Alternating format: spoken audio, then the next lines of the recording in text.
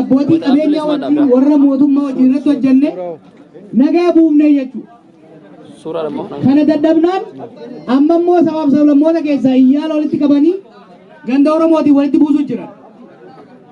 Wanni Dirree Dhawaa irratti nama walitti buusaniif qabeenya Dirree Dhawaa magaalaa akkam akka taate beektanii dur commercial capital of Ethiopia turte jechuudha Dirree Dhawaan. Dirree Dhawaa amadii dhabii torba ajjeesanitti ammallee saamaa jiraachuu barbaadanii jechuudha. Akka namni Dirree Dhawaa jiru osoo walitti ka'u isaan saamuu barbaadan. Kanaaf ammallee falli barbaachisu.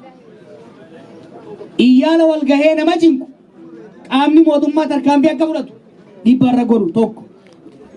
Qaama mootummaa iyyaala wajjin nama cinqu keessattuu ka Adma Battaanyii Jaansan fuudhanii takka leenjiseessu akka diiguudha jechuudha. Saatanaa maal jettan duubaan warri jiru warra Finfinnee jiruu fi warra Adma Battaanaa biyya san jiru. Sirriitti waan hin beekuuf sirriitti hima. Iyyaalli kophaatti homaa godhaan jiru. Kanaaf dhimma Dirree Dhawaa waan irraanfannee miti. Dirree Dhawaa fanjii mallasaan nuu kaayee deeme keessa takka.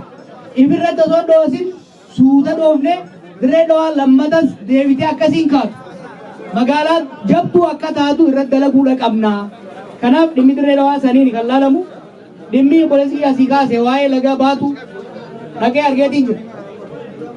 Mootummaan uummataan hin filamin ka ormaaf ergamtu ka hojiin isii uummata tajaajiluu osoo hin ta'in garaa fi guuttachuu taatu akka baatuu san dalayti jechuudha. Akka baatuu kana dalayti. Kanaaf akka baatuu kanatti akka hin taaneef wanni godhamuu qabu uummanni baatuutis Oromiyaatis mootummaa isaa ta'u yoo filatan mootummaan haaraan gaafa dhaabatetti borumtaatti faabrikaan balfa uummatatti gannabu hundinuu takka balfa sana akka dhaabu takka akka cufamu goonaa jechuudha Oromiyaa keessatti. Hangasitti illee qabsoo itti cimsina amma wanni nasiin jiru hedduu galatoomaa gara biyya